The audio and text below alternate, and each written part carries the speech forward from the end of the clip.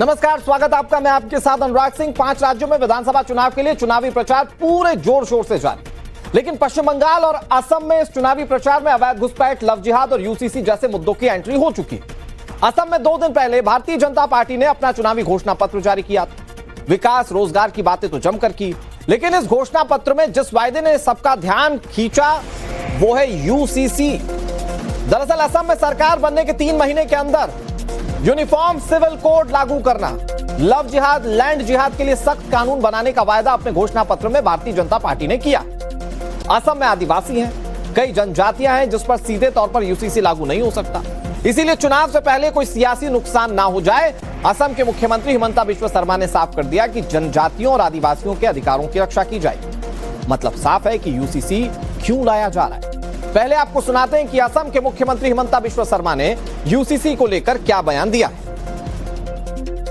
Once we come back to power, without disturbing the rights of the tribal and other ethnic communities of Assam, we are bringing uniform civil code within a period of 3 months.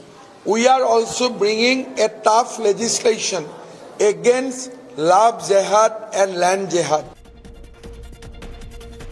Bharatiya Janata party ने जैसे ही अपने घोषणा पत्र में UCC पर commitment दिखाया, वैसे ही असम में एक बार फिर से यह मुद्दा गर्मा गया और सियासी मुद्दा बन गया।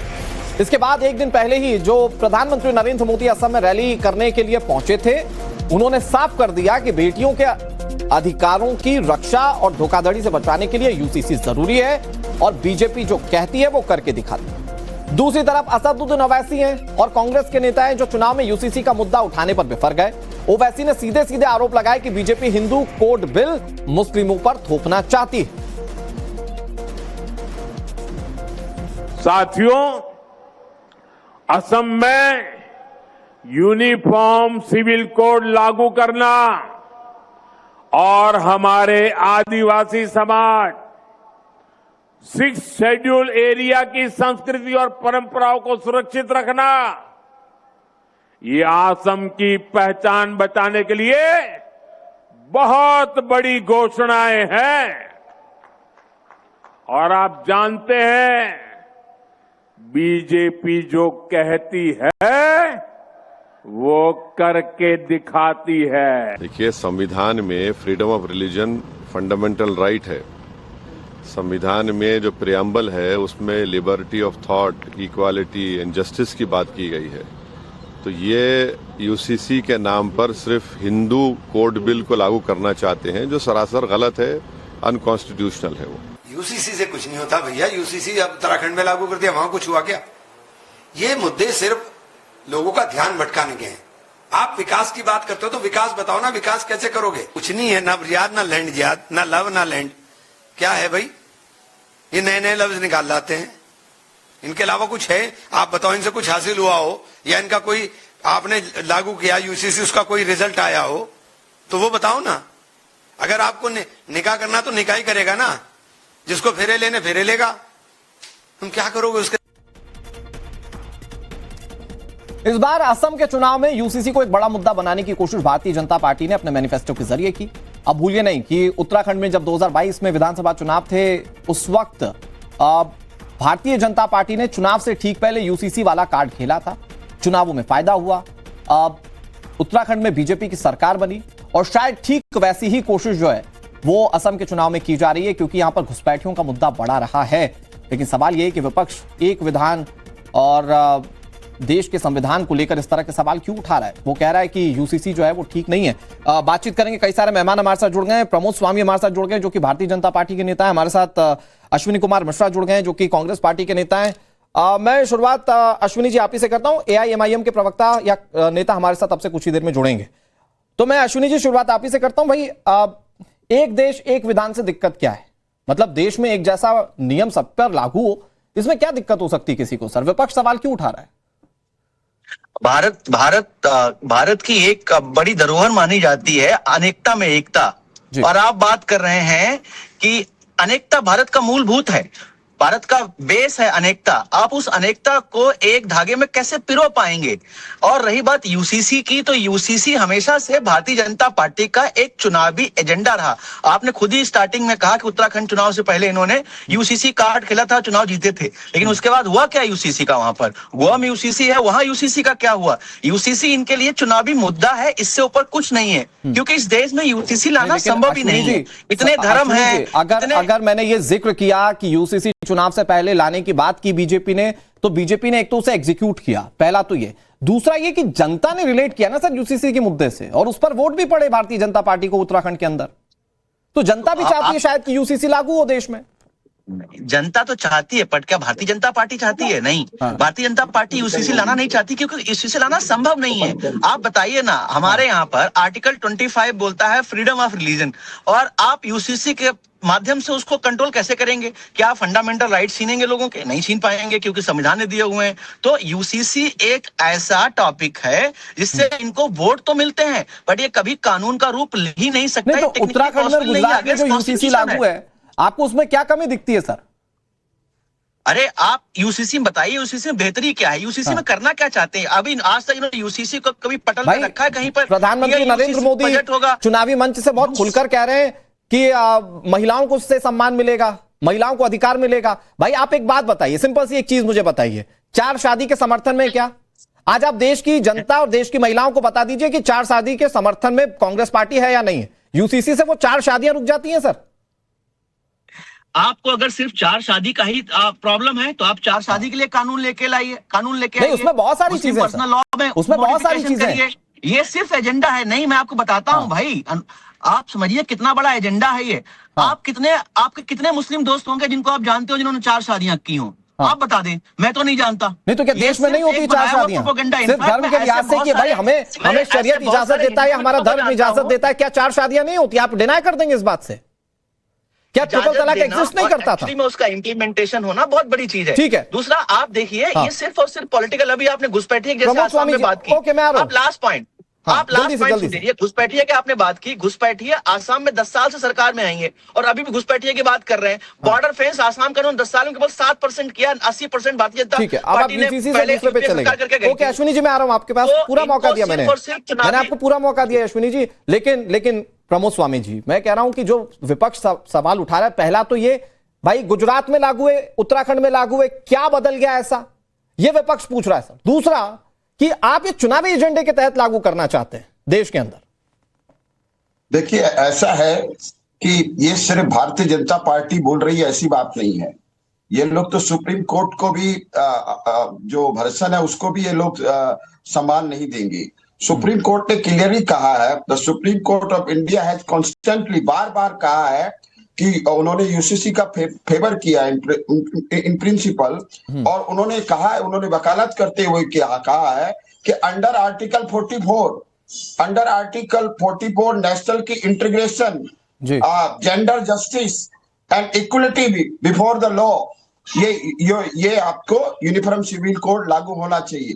ये बार बार सुप्रीम कोर्ट कह रहा है कि अगर हम सबको न्याय देना चाहते हैं, जेंडर जस्टिस देना चाहते हैं, नेशनल इंटीग्रेशन की बात करते हैं, तो हमें यूनिफॉर्म सिविल कोड लागू करना चाहिए। ये भारतीय जनता पार्टी नहीं कर रही है। हाँ, भारतीय जनता पार्टी शुरू से इस बात की वकालत करती आई है कि यूनिफॉर्म सिविल कोड हम लेकर के आएंगे, और ये आर्टिकल 44 में अंडर आर्टिकल 44 को प्रमोट करने के लिए सुप्रीम कोर्ट में भी ये बात कही गई है। लेकिन प्रमोद स्वामी जी, मैं कह रहा हूं आप टू द पॉइंट बात कीजिए। मैं आ रहा हूं प्रमोद स्वामी जी, एक सेकंड प्रमोद स्वामी जी, एक सेकंड।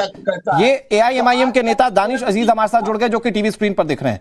मैं दानिश भाई आ रहा हूं आपके पास। प्रमोद स्वामी जी, लेकिन जो कांग्रेस ने सवाल उठाए, ये चुनावी एजेंडा है, सुप्रीम कोर्ट ने क्या कहा और एक समान कानून की जरूरत देश को क्यों है, ये अलग बात है। वो कह रहे हैं विपक्ष के लोग कि ये जानबूझकर आप इंपोज चुनाव के लिहाज से कर रहे हैं, धार्मिक स्वतंत्रता छीन लेने के लिए कर रहे हैं आप। देखिए, अगर हमने स्पष्ट रूप से कहा कि एक समय हमने अपने मैनिफेस्टो में कहा कि हम भारतीय जनता पार्टी की सरकार आएगी तो हम राम मंदिर बनाएंगे, हमने अपने मैनिफेस्टो में कहा कि भारतीय जनता पार्टी की सरकार आएगी तो हम आर्टिकल 370 हटाएंगे, हमने अपने मैनिफेस्टो में कहा कि भारतीय जनता पार्टी आएगी तो हम 3 तलाक के लिए कानून लेकर के आएंगे, और हम लेकर के आए। तो आज अगर समान नागरिक संहिता लागू होने से महिलाओं की स्थिति में सुधार होगा और कुछ पर्सनल लॉ की वजह से महिलाओं के प्रमोद स्वामी जी, मैं अभी भी ये पूछ रहा हूं आपसे, जो विपक्ष पूछ रहा है, तो अगर विपक्ष पूछ रहा है आपसे कि ये क्या चुनावी मुद्दा है क्या, और जिन राज्यों में लागू है वहां का कितना डिफरेंस है, उसको लागू करने की अगर हम बात करते हैं तो इसमें गलत क्या है? नहीं प्रमोद स्वामी जी, ये वो कह रहे हैं चुनावी मुद्दा है, और कह रहे हैं जिन राज्यों में लागू है, जिन 2 राज्यों में लागू है वहां का डिफरेंस बताइए, जहां नहीं लागू है और जहां लागू है वहां का डिफरेंस बता दीजिए एक बार। तो आप हमसे चुनावी मुद्दा छीन लो ना, आप ही समर्थन कर दो। हाँ, आप ही चुनावी मुद्दा छीन लो। Yes, that's the point actually. को लागू करेंगे, आपको कौन रोक रहा है? ठीक है, हमने राम मंदिर बनाने का वादा किया जनता से, ये भी कर देते कि राम मंदिर बनाने का वादा, ये भी कर देते आर्टिकल 370 का हटाने का वादा, ये भी कर देते 3 तलाक के लिए कानून लाने का ठीक है सर, मैं आ रहा हूं आपके पास। ठीक है, मैं दानिश भाई अब आपके पास आता हूं। यूसीसी का फुल फॉर्म है यूनिफॉर्म सिविल कोड, मतलब इसका सीधा मतलब ये एक देश एक विधान, मतलब कि देश एक कानून एक। भाई इसमें आपको हिंदू कोड बिल क्यों दिख रहा है? यूसीसी में आप हिंदू कोड बिल कैसे देख पा रहे हैं, जो कि ओवैसी साहब कहने की कोशिश कर रहे हैं? दानिश भाई देखिए, हमारे लीडर बैरिस्टर असदुद्दीन अवैसी साहब ने जो कहा कि यूसीसी जो है वो एक हिंदू कोड बिल है, वाकई में ये सही में हिंदू कोड बिल है। कैसे? क्योंकि जब भी इलेक्शन आती है तभी भाजपाइयों को ये याद आता है कि यूसीसी करना है, एनआरसी करना है, सीएए करना है, राम मंदिर का मुद्दा उठाना है और अन्य मुद्दों को लेकर ये बैठ जाते हैं। लेकिन जैसे ही इलेक्शन पार होता है इन मुद्दों पे ये गौरव फिक्र क्यों नहीं करते?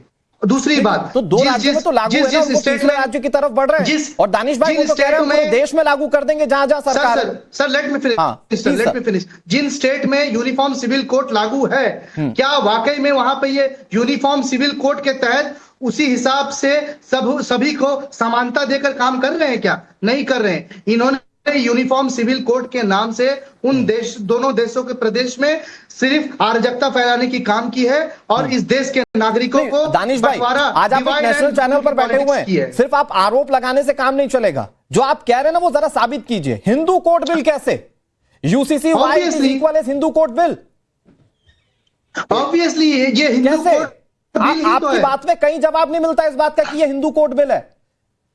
समान नागरिक संहिता हिंदुओं के लिए सिर्फ कैसे हो सकती है? भाई अगर बहुविवाह पर रोक लगेगी तो ये थोड़ी बोल रही है सरकार की हिंदू 4 शादी कर सकता है, मुस्लिम नहीं करेगा। वो तो सबके लिए ना सर।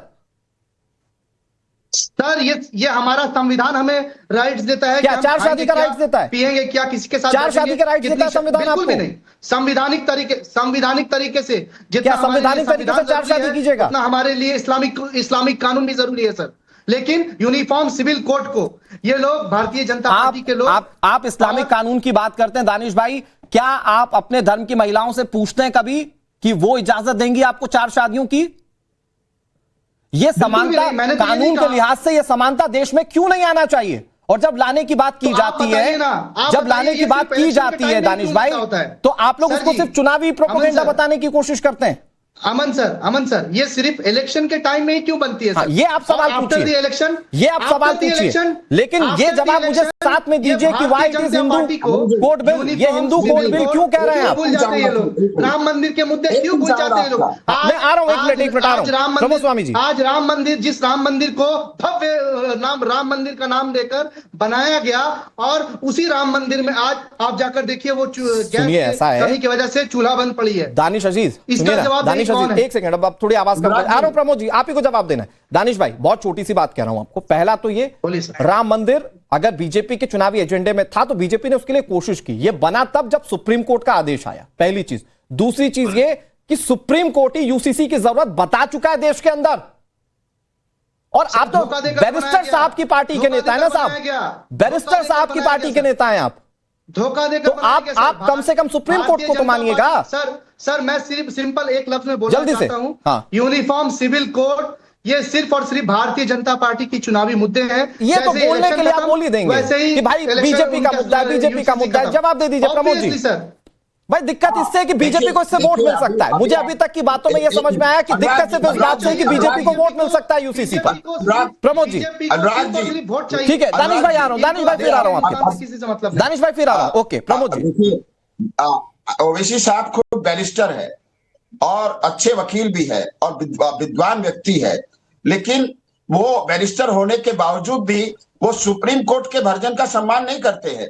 सुप्रीम कोर्ट यहाँ कह रहा है कि यूनिफॉर्म सिविल कोड लागू होना चाहिए, और सुप्रीम कोर्ट जब यूनिफॉर्म सिविल कोड की बात कह रहा है तो ये लोग उसको हिंदू कोड कह रहे हैं। अगर आज आप हिंदू कोड बिल आप कहेंगे तो फिर कल आप सुप्रीम कोर्ट को भी हिंदू कोर्ट कह देंगे। तो क्या सुप्रीम कोर्ट भी हिंदू कोर्ट है आपके लिए? तो ये देश जवाब दानिश भाई, जवाब okay, article 25 okay Pramod ji जवाब दे रहे हैं। देश में सुप्रीम कोर्ट सर्वोपरि है, देश में सुप्रीम कोर्ट ठीक है दानिश भाई जवाब जल्दी से, प्रमोद स्वामी जी जवाब ले लेते हैं। प्रमोद जी, प्रमोद जी हमारे लीडर प्रमोद जी, हमारे लीडर बैरिस्टर सुप्रीम कोर्ट के निर्णय को भी कांग्रेस सरकार ने बदल दिया था। तो अब ये देश दूसरी तरह से नहीं चलेगा। राष्ट्र प्रथम है, पार्टी सेकंड है और इंडिविजुअल। ठीक है प्रमोद स्वामी जी थोड़ा सा wait, Pramod Swami ji wait, Pramod Swami ji wait, Pramod Swami ji wait, ठीक है प्रमोद स्वामी जी हो गया वेट, अब थोड़ा सा रुक जाइए। दानिश भाई काउंटर कर रहे हैं, उसके बाद अश्विनी जी आ रहा हूं। दानिश भाई जल्दी से। आर्टिकल 25 और आर्टिकल 29 का हवाला देते हुए हमारे लीडर बैरिस्टर असदुद्दीन अवैसी साहब ने यूनिफॉर्म सिविल कोड का विरोध किया। उन्होंने इसलिए विरोध किया क्योंकि article 25 Pramod ji late me finish, Pramod ji थोड़ा सा वेट, मौका दूंगा आपको। Pramod ji late me finish, Pramod ji late me finish. आप, मुझे पता है कि आप भारतीय जनता पार्टी के हैं और आप सिर्फ चिल्ला कर वोट कलेक्ट करना जानते हैं, आप तथ्यों पे बात नहीं कर सकते। प्रमोद जी वेट, आप तथ्यों पे बात नहीं कर सकते क्योंकि आपके नेता तथ्य पे बात नहीं करते। आप संविधान के नहीं मानने वाले, आप लोग आर्टिकल के नहीं मानने वाले, आप नहीं बात कर सकते। एक बार जवाब सुनेंगे तो आप चुप हो जाएंगे। प्रमोद जी आप सिर्फ चिल्ला सकते हैं, आप जवाब नहीं ले सकते। प्रमोद जी आप सिर्फ चिल्ला सकते हैं, जवाब नहीं ले सकते। प्रमोद जी जवाब लेने की ताकत, एक मिनट दानिश भाई एक मिनट, मैंने दे दिया आप लोगों को वक्त, इतना दे दिया, आप लोग लड़ लिया आपस में, आप थोड़ा कंस्ट्रक्टिव बात कर ले। प्रमोद जी थोड़ा सा सुनेंगे तब ना जवाब देंगे। आप उस पोजीशन में जहां आपको जवाब देना है सर, सिर्फ काउंटर करके आप निकल नहीं पाएंगे ना। प्रमोद जी थोड़ा सा वेट। दानिश भाई आर्टिकल 25 से बात शुरू कीजिए please.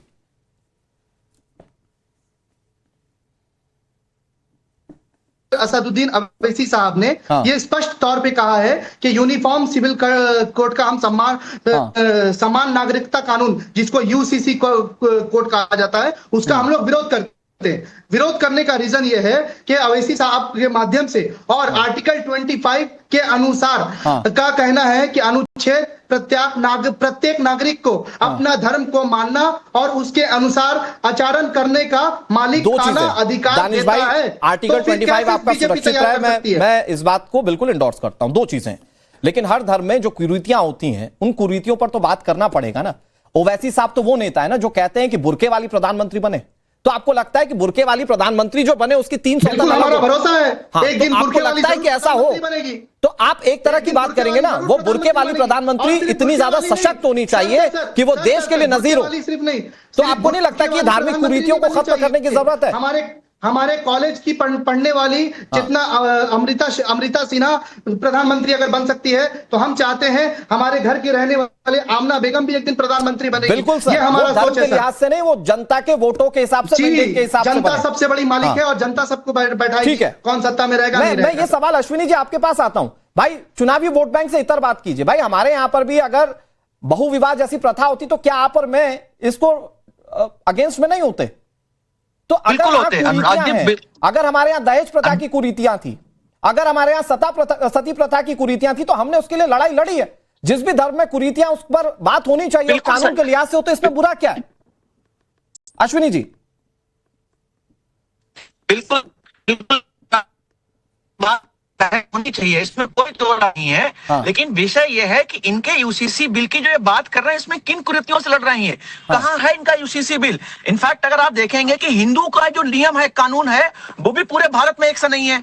Hindu succession act state wise very करता है, कस्टम्स के हिसाब से मैरिज लॉ वेरी करते हैं। तो आप जब हिंदुओं में ही एक यूसीसी एप्लीकेबल नहीं होता है, आप उसको ग्लोबली कैसे इंप्लीमेंट कर सकते हैं? क्योंकि सारे कानून बनते हैं इस हिसाब से कि जो जनता है, वो जनता के वहां लोग हैं, उनकी धार्मिक बिलीफ क्या है, उसके हिसाब से कानून बनाए जाते हैं। हमारा कॉन्स्टिट्यूशन उसी हिसाब से बनाया गया। आप एक ऐसे मनगढ़ंत कानून की बात कर रहे हैं जो इंडिया में प्रैक्टिकली पॉसिबल ही नहीं है। पॉसिबल क्या है? कल को आप बोले कि हम मर्डर को लीगल कर देंगे और उसको हम नाम दे देंगे यूसीसी। नहीं, ये प्रैक्टिकल पॉसिबल क्यों नहीं है? ये कुरीतियां खत्म करना पॉसिबल नहीं है। बिल्कुल पॉसिबल है, कुरीतियां खत्म करना पॉसिबल है, कुरीतियों को आप कानून लाइए, लेकिन ये प्रोपोगंडा लाते। उदाहरण देता हूं मैं आपको, जल्दी से आपने सर, ट्रिपल 20 तलाक सेकंड। का बात किया, आप मुझे बताइए, अनुराग भाई आपको मैं पूछता हूं, आप मुझे बताइए ऐसा कौन सा पहले कानून था जहां ट्रिपल तलाक लीगल था? ये कानून लाए ना ट्रिपल तलाक के खिलाफ। पहले मुझे ये बताइए कि ऐसा कौन सा कानून था जहां ट्रिपल तलाक लीगल था? लेकिन कोई ट्रिपल कानून तलाक था के ही नहीं जहां मामले, ट्रिपल तलाक अरे लीगल हो। अश्विनी जी, जब ट्रिपल तलाक अश्विनी लीगल जी, था ही नहीं, विरोध तो आप में उसके खिलाफ कानून ला के प्रोपोगंडा ही तो कर रहे हो। विरोध में बेजा की बात ना कीजिए सर। ट्रिपल तलाक से कितनी महिलाओं की जिंदगियां खत्म हुई हैं। आप शाहबानो केस कैसे भूल सकते हैं? हाँ, कैसे भूल सकते हैं सर? आप मतलब आप कैसी बात करते हैं अश्विनी जी? मैं तो आपको बहुत पढ़ा लिखा मानता हूं। अनुराग भाई एक तो शाहबानो केस ट्रिपल तलाक का नहीं था, मेंटेनेंस का था, सीआरपीसी आर्टिकल 125 का, लेकिन वो किस संदर्भ में हुआ था? ये वो किस कॉन्टेक्स्ट में हुआ था अश्विनी जी? क्या आप वो भूल जाएंगे क्या? वो शाहबानो केस किस संदर्भ में हुआ था? वो किस कॉन्टेक्स्ट में हुआ था? क्या आप वो भूल जाएंगे? मैं बिल्कुल नहीं भूल जाऊंगा। और मैं खुद एक लॉयर हूं अनुराग भाई, मैं समझता हूं इन निटिग्रिटीज को, समझता हूं कॉम्प्लिकेशंस को भी समझता हूं। भारतीय जनता पार्टी सिर्फ और सिर्फ एजेंडा बनाती है। क्योंकि आपको उसमें राजनीति का रैप अप करना है, तो आप उसमें भारतीय जनता पार्टी को किसी भी तरीके से वो कीजिए। लेकिन ट्रिपल तलाक एग्जिस्ट करता था, उसके केसेस आए थे सर, और कई महिलाएं खुद सामने आई थी और उन्होंने कहा था कि हम बीजेपी का साथ देंगे जो मुस्लिम थी। जल्दी से प्रमोद स्वामी जी। दो रुख हैं, ठीक है, कांग्रेस और बीजेपी दोनों एक ही सिक्के के दो रुख हैं सर। ठीक है, ओके प्रमोद स्वामी जल्दी से 30 सेकंड सर। देखिए, कांग्रेस के विद्वान प्रवक्ता बोल रहे हैं कि मर्डर को इलीगल कर देंगे। अरे भाई, यूनिफॉर्म सिविल कोड की वकालत तो सुप्रीम कोर्ट कर रहा है। आप कहां मर्डर को इलीगल से इसको जोड़ने वो कह रहे हैं वो ये प्रैक्टिकल पॉसिबल नहीं है, यूसीसी को लागू कर दें, ये प्रैक्टिकल पॉसिबल नहीं है। प्रमोद स्वामी जी, मैं 1 मिनट में जवाब दे रहा हूं। जल्दी से। आप बात करते हैं सुप्रीम कोर्ट की। सुप्रीम कोर्ट ने शाहबानो केस पे निर्णय दिया, आपने तुष्टीकरण की नीति के तहत उस निर्णय को पलट दिया, तो आप कहां सुप्रीम कोर्ट का सम्मान करते हैं? आपकी पार्टी सिर्फ तुष्टीकरण की नीति के पर चलती है और वोट बैंक की राजनीति आप करते हैं। अगर आप महिलाओं के स्वाभिमान की बात करते तो हमारी मुस्लिम बहनों के स्वाभिमान से तलाक तलाक तलाक बोल के जो खिलवाड़ किया जा रहा था, तो उम्र आपसे सीखना होगा क्या? आपसे सीखना होगा क्या? लेकिन आप नहीं, दानिश भाई, तलाक तो किसी से भी मत सीखिए, ये ठीक नहीं है सर। क्या आमोद जी, शरीयत आपसे सीखना होगा क्या? हमारा इस्लामिक तौर तरीका आपसे सीखना होगा क्या, जिसको अपने हिंदू धर्म के बस आप सबका बहुत बहुत शुक्रिया। दर्शक जब सुन रहे होंगे आपको तो तार्किक रूप से समझ पा रहे होंगे कि कोई कहना क्या चाहता है। लेकिन एक छोटी सी चीज है कि इस्लामिक लॉ, शरिया लॉ, इसके आड़ में इसकी एक ट्रांसपेरेंसी की पन्नी लगाकर आप कुछ भी नहीं इंपोज कर सकते ना देश में। और फिर एक विधान और एक देश से दिक्कत क्या है, ये बड़ा सवाल है। और इसमें कुरीतियां खत्म हो जाए तो ऐसा तो नहीं है कि सिर्फ वो मुस्लिम पर लागू हो रहा है, सब पर लागू हो रहा है। सबको एक कानून मानने में दिक्कत क्या है और फिर इसका राजनीतिक रूप से इस्तेमाल क्यों किया जा रहा है। सभी का बहुत बहुत शुक्रिया। वक्त एक ब्रेक का, ब्रेक के उस पार भी खबरें लगातार जारी।